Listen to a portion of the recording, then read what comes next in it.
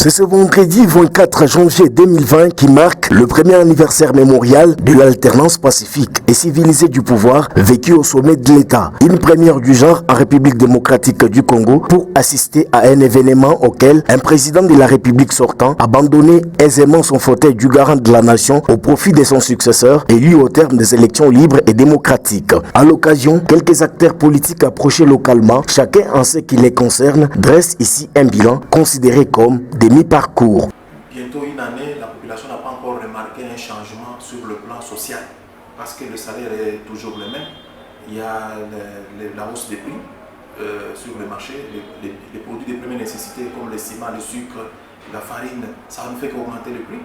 Le taux était à 1600, maintenant c'est 1750. Vous voyez déjà que la population jusque-là n'a pas encore senti un impact réel du changement sur le plan social depuis une année.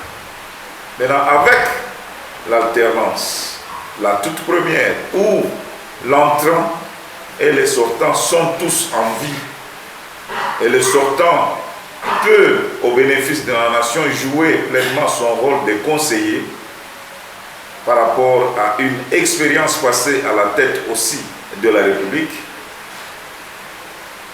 Nous estimons que cet état des choses démontre à la face du monde qu'il existe une maturité.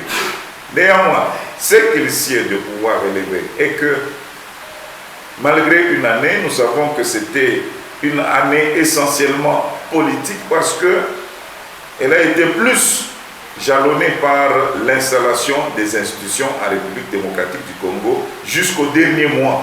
Il importe de signaler que cette première alternance a donné naissance à une coalition de des plateformes politiques dont le Front commun pour le Congo, ancienne majorité présidentielle du régime Kabila, et le Cap pour le changement, la famille politique de l'actuel chef de l'État Félix Tshisekedi. Merci beaucoup. Ce que je peux dire,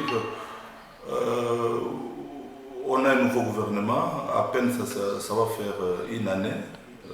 Le 24 janvier, et que jusque-là, on n'a pas à juger ce gouvernement parce qu'à faire l'analyse économique, il n'y a rien qui évolue. On ne peut pas se dire qu'il y a stabilité dans tous les paramètres ou bien les secteurs de la vie économique. Donc vous allez constater depuis le 24 janvier de l'année passée, le taux d'échange pose problème jusque-là parce que le dollar jusqu'aujourd'hui c'est au-delà de 1700. Et que l'on ne peut pas se dire qu'il y a un travail qui a été fait jusque-là. Alors, ce qui nous donne plus de réserve à juger ce gouvernement, c'est le seul fait que c'est un nouveau président, c'est un nouveau gouvernement. Le gouvernement est sorti un peu plus en retard et que le travail que doit faire ce gouvernement pourra commencer peut-être cette année ici. C'est pourquoi nous disons, nous pouvons nous réserver de tout commentaire afin d'analyser la situation économique jusque-là. Et que vu le niveau de l'économie du Congo, ces changements, cette alternance du pouvoir, ça ne va pas nous amener sur un terrain facile. C'est-à-dire que vous allez constater, l'ancien gouvernement est passé et le nouveau gouvernement est venu. Avant de stabiliser les choses, de prendre les choses en main, il y a beaucoup de choses que le gouvernement devra fournir. Donc, pas de positif.